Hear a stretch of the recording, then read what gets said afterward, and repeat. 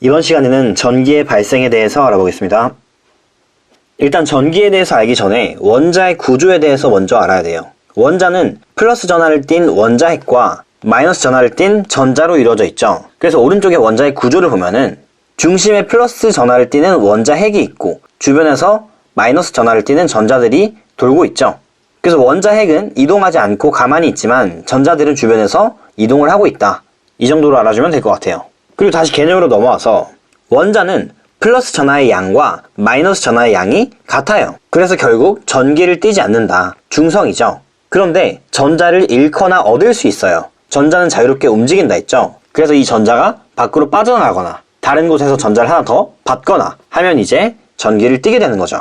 그래서 대전과 대전체라는 개념이 나오는데 물체가 전기를 띠는 현상을 대전이라고 하고 그 전기를 띤 물체를 대전체라고 하는 거죠. 그리고 마찰 전기에 대한 개념이 나오는데 마찰에 의해서 물체가 띠고 있는 전기를 마찰 전기라고 한다. 마찰 전기는 전선을 따라서 흐르는 전기랑은 달라요. 한 곳에 머물러 있어요. 그렇기 때문에 정전기라고 한다. 정전기가 정지전기 혹은 정적인 전기 이 정도로 봐주면 되는 거예요. 정지에 있는 전기이다. 그럼 마찰 전기라는 거는 왜 생기냐? 그 까닭을 보면은 서로 다른 물체끼리 마찰을 시키면 전자가 한 물체에서 다른 물체로 이동을 한다는 거예요. 그래서 전자를 잃은 물체 기준으로는 플러스 전하의 양은 그대로인데 전자를 잃었으니까 마이너스 전하의 양이 작아졌겠죠. 그래서 상대적으로 플러스 전하의 양이 더 많아지니까 이 물체는 플러스 전하로 대전된다. 그리고 반대로 전자를 얻은 물체 같은 경우는 밖에서 전자를 더 얻어왔어요. 그러니까 마이너스 전하의 양이 더 많아졌겠죠. 그래서 마이너스 전하로 대전이 된다. 대표적인 예시를 하나 볼게요. 털 가죽이랑 플라스틱 막대를 마찰시키는 건데 털 가죽하고 플라스틱 막대를 마찰시키면 털 가죽에 있는 전자가 플라스틱 막대로 이동해요. 그래서 전자를 얻은 플라스틱 막대는 마이너스 전하가 되고 전자를 잃은 털 가죽은 플러스 전하가 되는 거죠. 그래서 이런 식으로 마찰에 의해서 마찰 전기, 정전기가 생길 수 있다. 그리고 또 이 마찰 전기에 의한 현상이 어떤 게 있는지 봐보면 머리를 빗을 때 머리카락이 빗에 달라붙는 경험을 해본 적이 있죠. 이게 왜 그러냐면 전자의 이동으로 플러스 전하와 마이너스 전하가 생기기 때문이에요. 그래서 서로 끌어당기는 힘이 작용되는 거죠. 그리고 또 스웨터를 벗을 때 지지직하고 나는 소리도 다 전자의 이동 때문에 나는 현상이다. 다음 페이지로 넘어갈게요. 이제 전기력에 대해서 볼게요. 전기력은 대전체 사이에, 그러니까 전기를 띤 물체 사이에 작용하는 힘이다. 만약에 같은 전하를 띠고 있으면 서로 밀어내는 힘인 척력이 작용해요. 그리고 다른 전하를 띠고 있으면 서로 끌어당기는 인력이 작용해요. 그래서 이걸 바탕으로 밑에 예시를 볼게요. 마찰한 물체 사이에 작용하는 힘을 볼 건데 지금 예시에서 털 가죽하고 빨대가 나오는데 이때 전자는 털 가죽에서 빨대로 이동을 해요. 그래서 마찰시키면 털 가죽은 플러스 전하가 될 거고 빨대는 마이너스 전하가 되겠죠. 그래서 왼쪽 그림을 보면은 빨대 A를 털 가죽으로 문지른 후에 A의 털 가죽을 가까이 가져가는 모습이 보이죠. 그런데 둘을 문지르면 전자는 털 가죽에서 빨대로 간다 했죠. 그래서 털 가죽은 플러스 전하가 되고 빨대는 마이너스 전하가 되는 거죠. 그러면 플러스 전하를 띠는 털 가죽과 마이너스 전하를 띠는 빨대를 서로 가까이 한다면 다른 전하이기 때문에 인력이 작용하겠죠. 그리고 다음 예시도 볼게요. 빨대 A와 B가 있는데 각각 둘 다 털 가죽으로 문질러 주는 거예요. 그러면 털 가죽이 A에도 전자를 주고 B에도 전자를 주겠죠. 그래서 B와 A 모두 마이너스 전하를 띠게 되겠죠. 그러면 서로 마이너스 전하를 띠는 빨대 A와 빨대 B를 가까이 한다면 같은 전하이기 때문에 척력이 작용하겠죠. 그래서 빨대 A와 B는 서로 밀어낸다. 다음 페이지로 넘어갈게요. 이제 정전기 유도에 대해서 볼게요. 정전기 유도는 전기를 띠지 않는 금속 물체에 대전체를 가까이 하면 금속의 끝부분이 전하를 띠는 현상이다 라고 나와 있죠. 그러면 이렇게 갑자기 금속의 끝부분이 전하를 띠게 되는 거는 왜 그러냐에 대한 원인을 한번 살펴보면 금속의 대전체를 가까이 하면 금속 내부의 자유전자, 이 자유전자들이 자유롭게 이동을 할 수 있어요. 그래서 금속 내부에서 전자가 한쪽에 막 쏠릴 수 있다는 거죠. 그래서 이렇게 특정 부분이 마이너스 전하 혹은 플러스 전하로 대전될 수 있다. 그래서 밑에 예시를 볼게요. 금속 막대가 지금 비커 위에 올라가 있는데 금속 막대에서 플러스 전하들은 움직일 수 없지만 전자들은 이동할 수 있다고 했죠.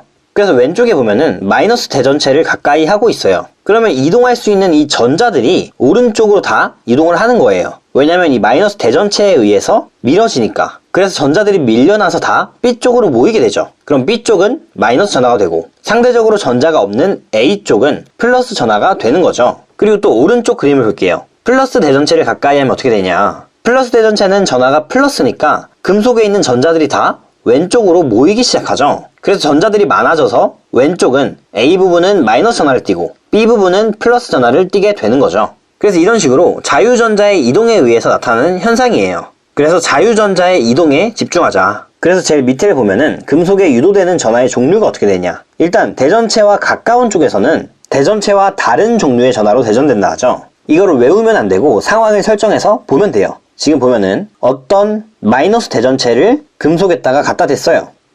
그럼 마이너스 전하에 의해서 마이너스 전자들은 다 오른쪽으로 모이게 되겠죠. 왜냐면 밀려났으니까. 둘 다 마이너스니까. 그러면 자연적으로 왼쪽은 전자들이 부족해서 플러스 전하가 되고 오른쪽은 마이너스 전하가 되겠죠. 그래서 대전체와 가까운 쪽은 대전체와 다른 종류의 전하로 대전이 되는 게 보이죠. 그런데 대전체와 먼 쪽은 대전체와 같은 전하로 대전이 되는 게 보이죠. 그래서 대전체와 먼 쪽은 같은 종류의 전하로 대전된다. 이거를 외운다기보단 이런 식으로 이해를 해야 돼요. 다음 페이지로 넘어갈게요.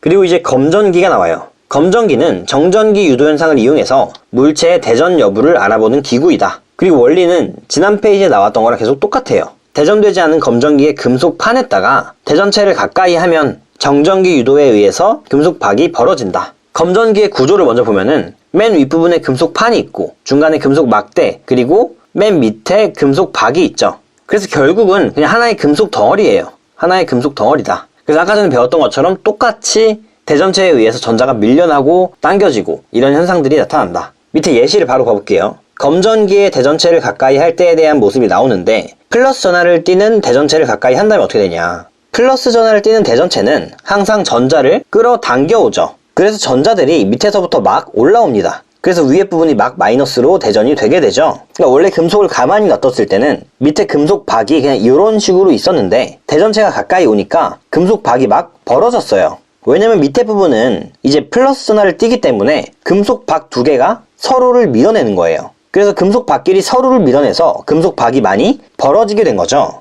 결국 원리는 똑같아요. 이 금속판, 금속 막대, 금속 박은 결국은 금속이고 금속에다가 플러스 전하를 갖다 대면은 전자들이 막 위로 올라오는 거죠. 그래서 이런 현상이 나타난다. 두 번째로 마이너스 대전체를 가까이 할 때를 볼게요.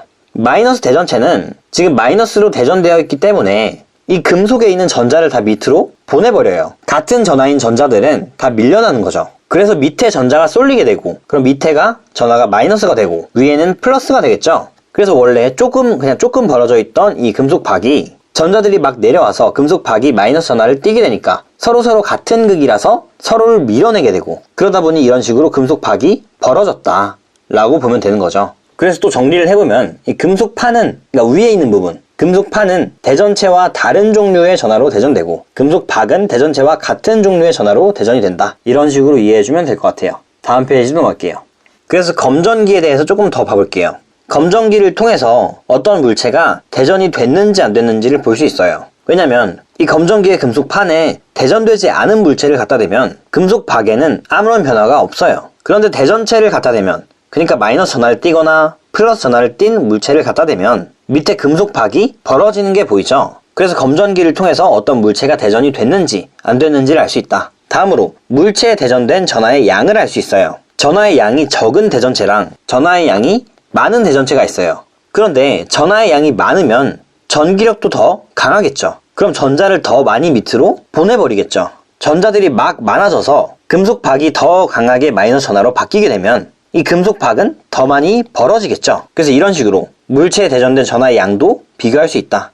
다음으로 물체에 대전된 전하의 종류도 알 수 있어요. 지금 일단 마이너스 전하로 대전된 검전기가 있는데 지금 원래부터 금속판도 마이너스, 금속박도 마이너스인 검전기가 있죠. 여기다가 만약에 마이너스 대전체를 갖다 대면 전자가 더 많이 밑으로 내려가서 금속박이 더 강하게 마이너스 전하로 대전이 되겠죠. 그럼 그러다 보면은 금속박이 더 강한 전기력으로 밀어내서 더 벌어지겠죠. 그런데 오른쪽에서는 똑같이 마이너스 전하로 대전되어 있는 검전기이지만 플러스 대전체를 갖다 대면 밑에 있던 전자들이 막 위로 올라오게 돼요. 그러다 보니까 밑에 부분에 금속박의 전하가 양이 줄어들어서 밀어내는 힘이 약해져서 금속박이 오므라지는 모습을 볼 수 있는 거죠.